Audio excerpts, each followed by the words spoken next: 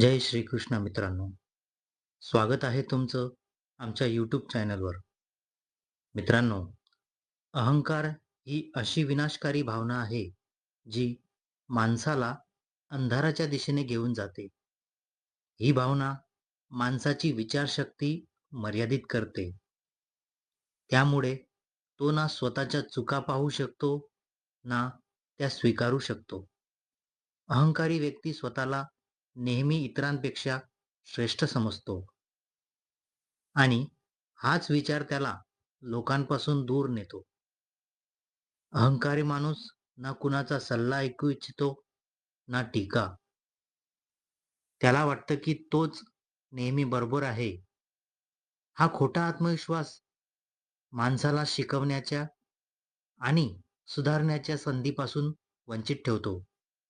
तो सगळं काही फक्त आपल्या मनाप्रमाणेच करू इच्छितो.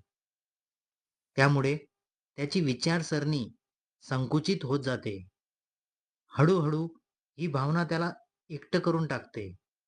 कारण कुणालाही गर्विष्ठ माणसाच्या आसपास राहायला आवडत नाही.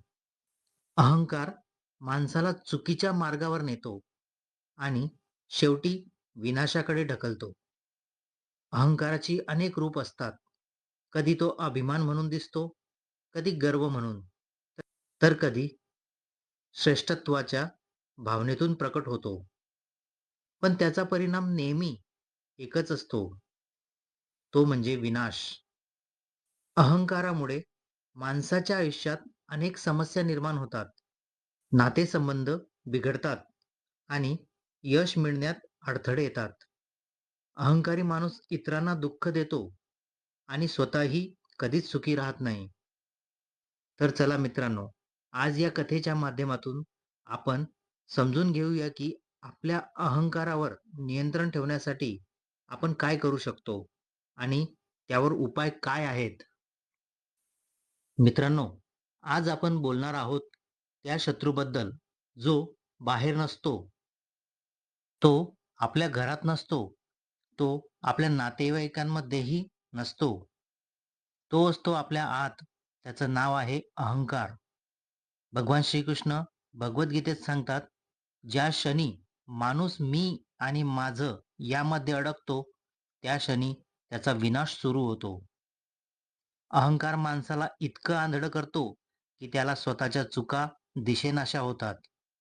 तो सल्ला ऐकत नाही, तो सत्य सुद्धा मानत नाही आणि शेवटी तो स्वतःचंच नुकसान स्वतः करतो.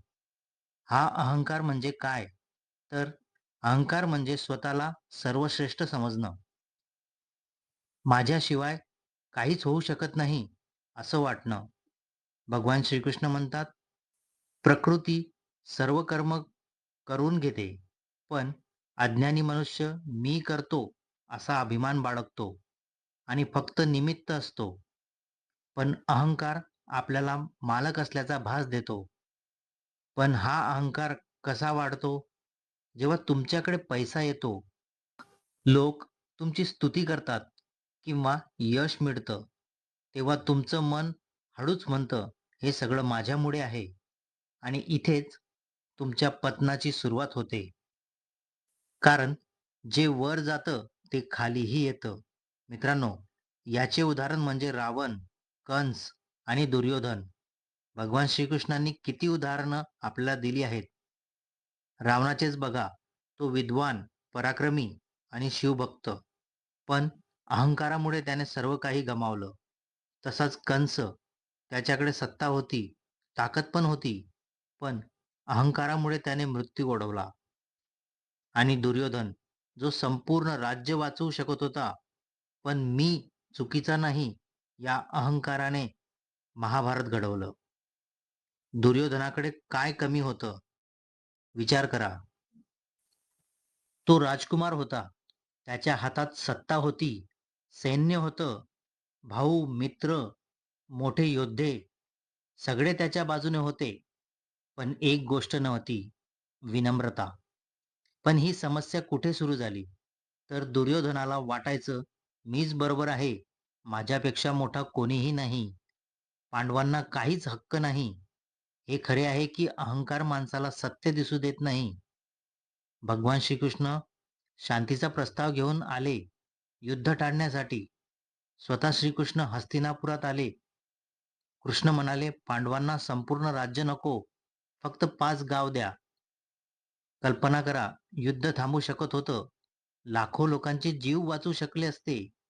पण दुर्योधनाने काय उत्तर दिलं? तो म्हणाला, "सुईच्या टोकाएवढी जमीन सुद्धा देणार नाही." हे शब्द काय होते? अहंकार, हट्टीपणा, मीपणा. तरी पण कृष्ण समजावत होते. कृष्ण त्याला वारंवार सांगत होते, "दुर्योधन, हे विनाशाचं पाऊल आहे. थांब." पण अहंकार माणसाचे कान बंद करतात. दुर्योधनाला फक्त स्वतःचाच आवाज ऐकू येतो. पण याचा परिणाम काय झाला? तर महाभारत घडलं. त्याचे भाऊ गेले, मित्र गेले, महान योद्धे सुद्धा गेले. शेवटी दुर्योधनही वाचला नाही. ज्याच्याकडे सर्व होतं, त्याच्याकडे शेवटी काहीच उरलं नाही. भगवान श्रीकृष्ण आपल्याला काय शिकवतात? कृष्ण सांगतात, "जेव्हा देव स्वतः येऊन समजावतो आणि आपण ऐकत नाही, तेव्हा नशीबही साथ सोडतं."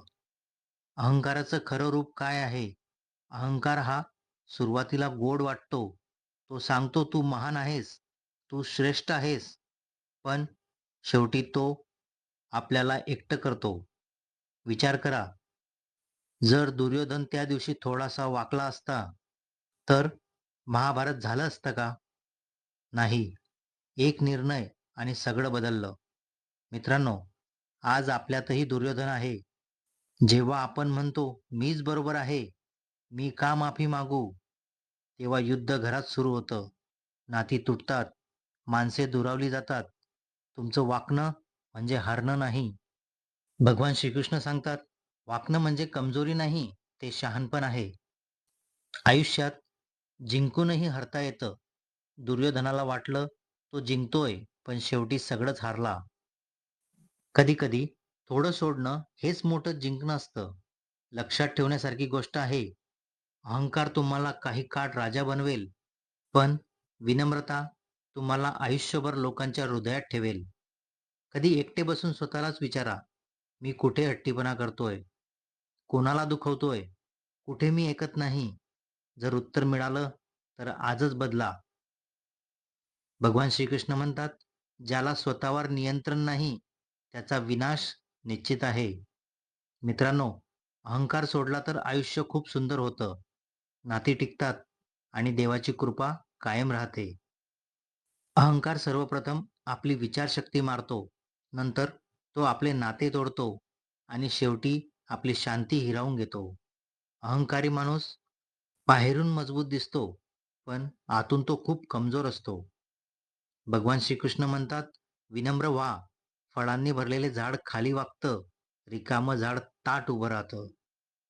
ज्याच्याकडे ज्ञान असतं, तो कधी गर्व करत नाही. मित्रांनो, खरा मोठेपणा हा कशात आहे? मोठेपणा पैशात नाही, मोठेपणा पदात नाही, मोठेपणा प्रसिद्धीत नाही. मोठेपणा आहे माफ करण्यात, ऐकण्यात आणि शिकवण्यात. जेव्हा सुख मिळतं, तेव्हा डोळे बंद करू नका. जेव्हा सगळं चांगलं चाललेलं असतं, तेव्हा माणूस देव विसरतो.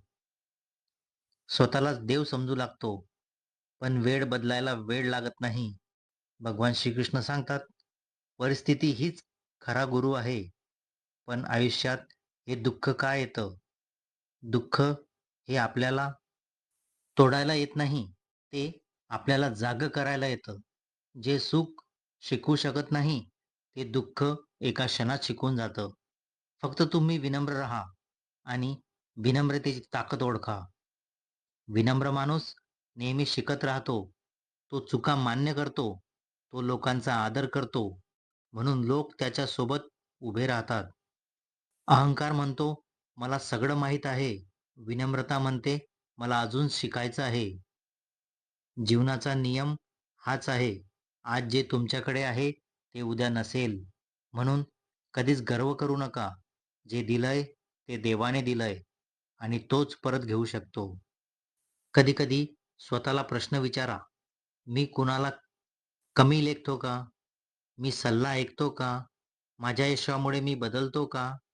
जर उत्तर हो असेल, तर सावध व्हा. जो वागतो तो टिकतो. जो ताठ राहतो तो तुटतो.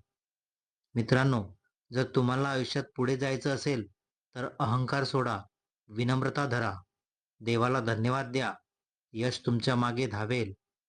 मित्रांनो, जर हा व्हिडिओ आवडला असेल, तर लाईक करा, शेअर करा आणि चॅनलला सबस्क्राईब करा. कमेंटमध्ये जय श्री राधे कृष्ण लिहायला विसरू नका. तर पुन्हा भेटू पुढच्या व्हिडिओमध्ये. धन्यवाद.